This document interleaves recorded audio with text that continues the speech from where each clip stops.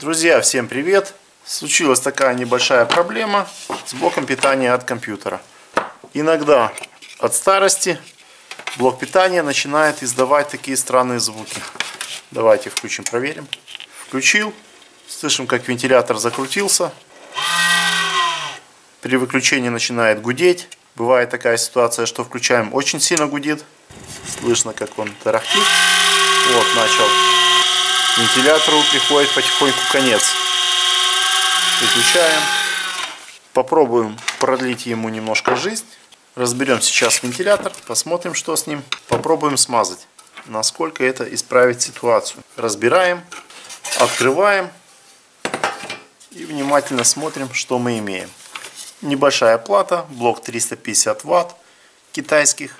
И он до сих пор работает. С ним все нормально. Единственное, что проблема, это с вентилятором. Теперь надо открутить сам вентилятор. Разобрал, достал. Посмотрим на наш вентилятор. Попробуем снять наклейку. Посмотрим, что делается там внутри. Немножко поддеваю ножом. Снимаем ее. Приклеиваем пока временно. И видим здесь уплотнительная резинка, чтобы не попадала грязь и мусор. Тоже ее надо аккуратненько ковырнуть. Давайте вот пинцетом достали. Обычная резинка, заглушка. Теперь мы добрались внутрь вентилятора. Видим, как он здесь ходит и немножко заедает. Смотрим, что здесь мусора нигде нету, все в порядке. Необходимо это дело все смазать. Можно смазать силиконовой смазкой, можно автомобильным маслом. Сейчас все это дело раскручу. Включим, посмотрим, как он себя поведет. Соблюдаем технику безопасности, включаем.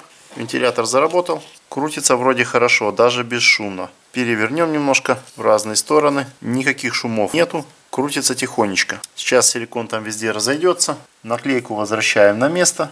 И обратно прикручиваю в блок питания. Прикрутил. Теперь подсоединяем питание. И проверяем с корпусом. Включаем. Очень тихо работает. Никаких шумов. Красота. Силикон обычной фирмы Лавр. Продается в автомагазинах. Используют в основном для смазки зимой уплотнительных резинок дверей. Выключаем. На этом все. Всем пока.